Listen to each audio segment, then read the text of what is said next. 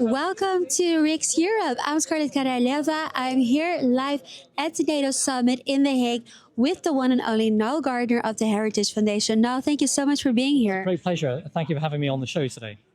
So we are at NATO Summit. I think a lot of people have questions of what is going on here. What has been your observation so far? Well, of course, we're all waiting for the arrival of President Trump, and President Trump will be dominating this summit in every respect. And U.S. leadership is absolutely vitally important, of course, for the future of NATO. And the main focus for the discussions tomorrow, including the U.S. president, will be on defense spending. And President Trump has pushed for a significant increase in defense spending by all NATO allies. And he's sending the message that everyone in NATO has to step up to the plate, that we have to see our European partners taking more responsibility for the defense of Europe. And I think that's going to be the core message that President Trump is sending here at the NATO summit in The Hague. What you're saying is probably indeed the main focus of this whole conference is to increase that minimum spending of the GDP from 2% to actually 5%. But there has been some, well, first and foremost, let me start asking, do you think that should be the new norm, that 5%? Is that the new normal that we're moving towards to? Yes, I do think that should be the new norm for NATO. And I think that for far too long, many European NATO allies, plus the Canadians, have underinvested in their defense. And we need to see the likes of Germany, France, Spain, Italy, also the UK, significantly contributing to increased defense spending and the strength and the security of the NATO alliance. It's absolutely outrageous, for example, that the Spanish socialist government is refusing to increase defense spending, even though Spain is completely dependent upon the US-led security umbrella. And the approach that the socialists are taking in Spain, I think, is absolutely outrageous. It sends the wrong message. This should be a NATO summit which emphasizes the unity of the alliance and a real commitment upon the part of all NATO allies to increase defense spending. But Spain is actually opposing this, and I think that's absolutely appalling. And I have no doubt, I think that President Trump will condemn this.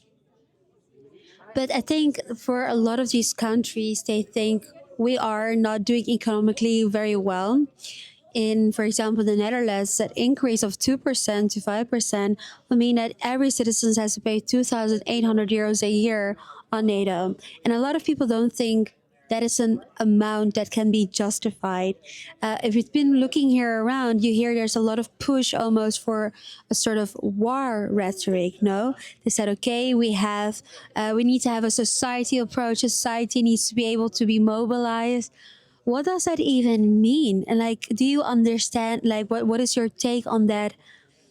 Also, critique on that increase of spending? So I think that what we've seen in European countries in recent decades, huge increases in welfare spending, basically, and building up the size of the state. And if European countries are serious about increasing defense spending, and I hope they are, they've really got to cut spending in other areas, and they've got to cut welfare spending. They've got to also secure their borders and end mass migration into European countries, both legal and illegal, because after all, mass migration is a huge drain on resources for European countries. So you've got to be cutting costs elsewhere in order to pay for increased defense spending. And securing Europe's borders, of course, is the first step that should be taken, because mass migration is a huge drain on European economies, and it leads to vastly increased state spending, welfare spending, and so on. And that has to end. So we need to see European governments actually cutting wasteful spending and investing money in defense. and we need to see more fiscal responsibility and less spending on wasteful welfare-related causes. So we've been listening to some of the panels here. Wait, I want to actually ask something about it, but I'm just thinking, I'm processing it. I think a lot of people agree with you. Would you say that's an issue that has not been addressed enough here, in your opinion, the threat of mass migration as a security threat to specifically Europe? That's a great question, because I think mass migration is a huge security threat to European nation states. And if you look at the rise of Islamification in many Western European countries, we can see that here in the Netherlands right now. That's a tremendous security threat, actually. And NATO member states need to secure their borders. They need to ensure that those who come into European nations respect European culture, Western civilization, Christianity. Yeah. And we have seen in recent decades a huge influx of people from third world countries, especially from Islamic nations, many of whom do not respect Western values. That is a huge threat, of course, to the security of Europe. And so it's imperative that NATO allies be serious about securing their borders and controlling who comes into their countries, because the Islamist threat is absolutely massive.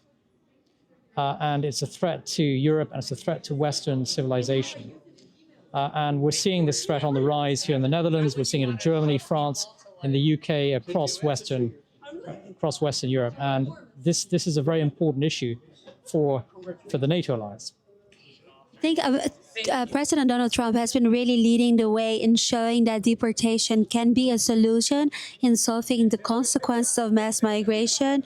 He has supported, was it 250,000 illegal immigrants? The goal is 10 million. What does this show us? Does it mean that there's just a lack of willpower from European leaders to follow President Trump's suit? So President Trump has demonstrated that you can secure America's border. Yeah. America's border is more secure today than it has been for many, many decades. He's ended completely illegal migration into the United States in just the space of 4 months. The Trump administration has deported 250,000 illegal migrants already, including some extremely dangerous criminal elements.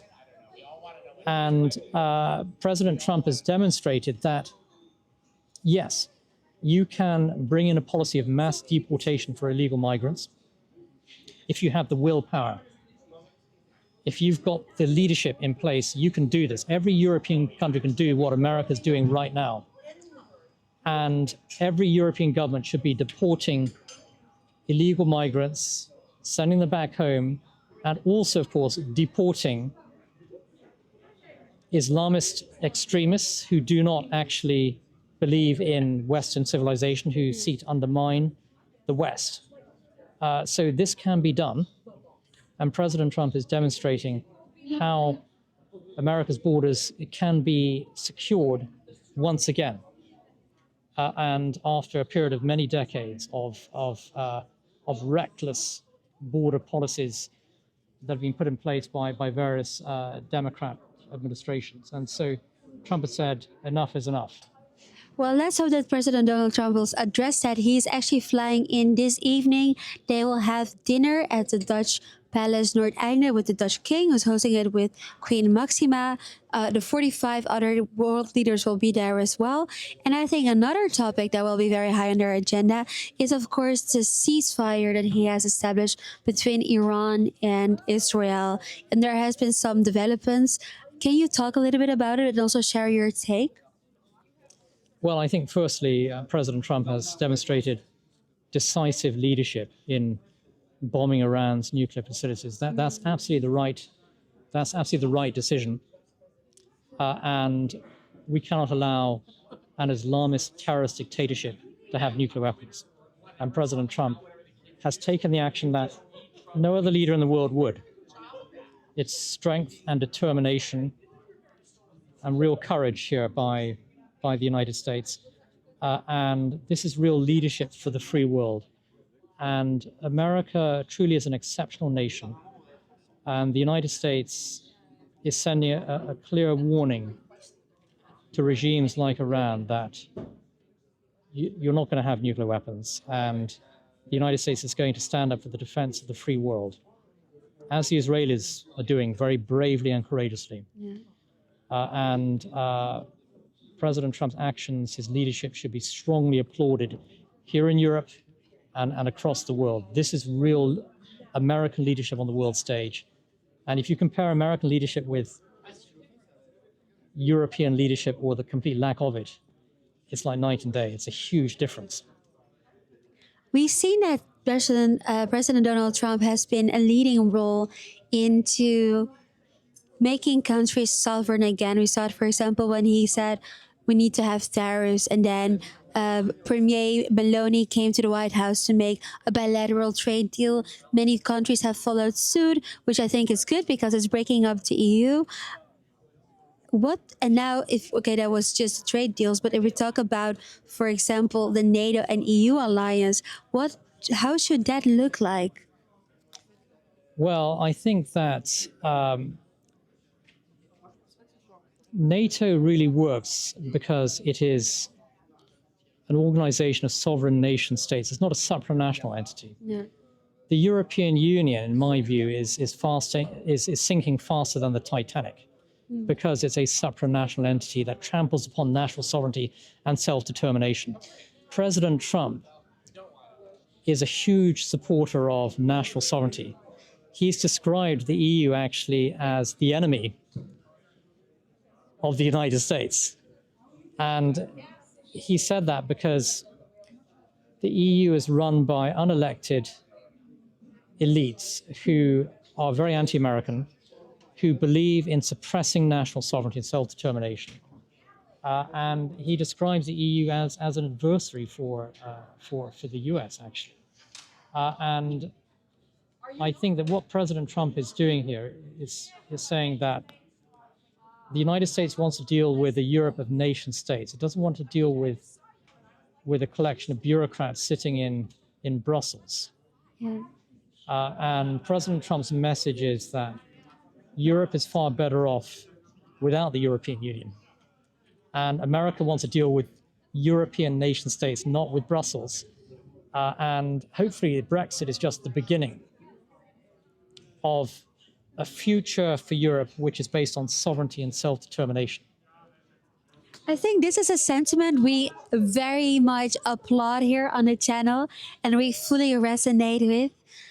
One last question I'd like to ask you is that there's a big concern about the growing power of NATO. For example, in the Netherlands, they passed this law that actually 5% of the GDP should go to NATO, but the problem is that this should happen at all times. So even when there's economy doing really bad in the Netherlands, there shouldn't go money to education or healthcare, but it will all go to defenses. And we know also that, for example, in NATO, there's still a lot of corruption going on. The real question here is, aren't we at risk that NATO is becoming secretly a new tyranny as the European Commission, when there are unelected bureaucrats that have more say in government than national government, without there being any consultation of citizens, as should be in a democracy? I think NATO is completely different to the European Union. The EU operates like a tyranny. But NATO rests upon the sovereignty of nation states, and that's the strength of NATO, really. And I think in terms of defense spending, we're going to see all NATO members pledging to reach 5% of GDP, perhaps with the exception of Spain.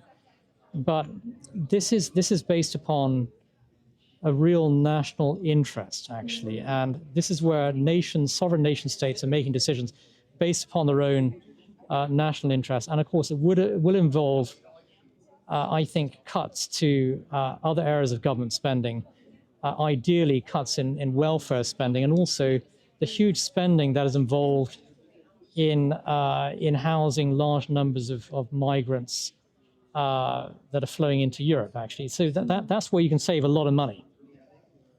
Stop the funding for all the illegal migrants coming in, end mass migration, and you're going to have all the money you need to fund increased defense spending.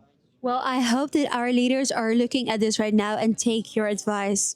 Thank you so much, Nal. I really appreciate it. Thank you very much for having me on the show today. Thank you.